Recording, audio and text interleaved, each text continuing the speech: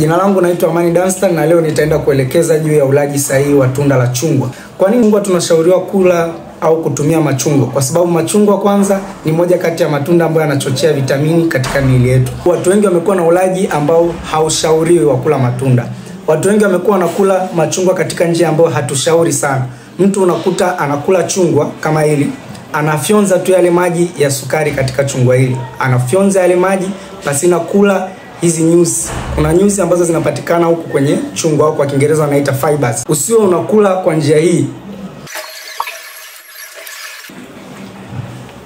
Umeona huu ulaji?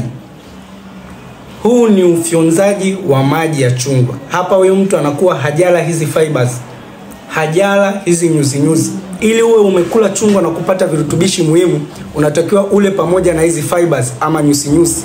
Kwa hiyo tunashauri mtu anayekula chungwa ale ulaji huu.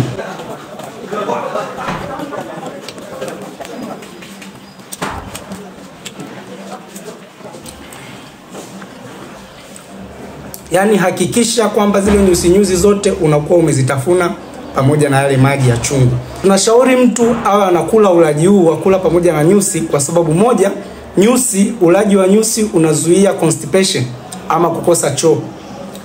Matatizo ya kukosa choo mara kwa mara yanatokana na mtu kutokula matunda yenye fibers ama matunda yenye nyuzi.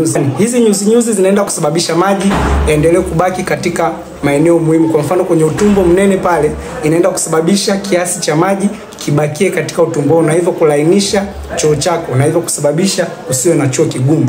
Ndio maana tunashauri mtu anayetumia machungwa awe anakula pamoja na nyuzi zake au awe anakula pamoja na zile fibers. Mtu ambaye anaumwa kisukari tunashauri ya kwamba wao wanatumia matunda, wao wanakula mara kwa mara matunda na sio wanakunywa juice. Kwa sababu gani?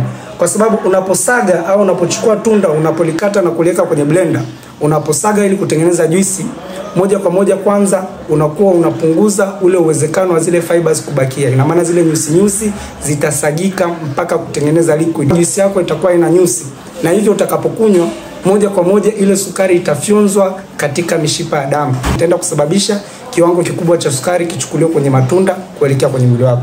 Na hivyo ndio maana tunashauri sana watu wenye ugonjwa wa kisukari wao wanakula matunda mara kwa mara, hasa matunda yenye nyuzi. Na hivyo pia wanakunywa maji mengi na kupunguza ulaji wa vyakula vyenye sukari nyingi. Hivyo basi ulaji wa machungwa sahihi ni ule ulaji wa kula pamoja na nyuzi au kula pamoja na fibers.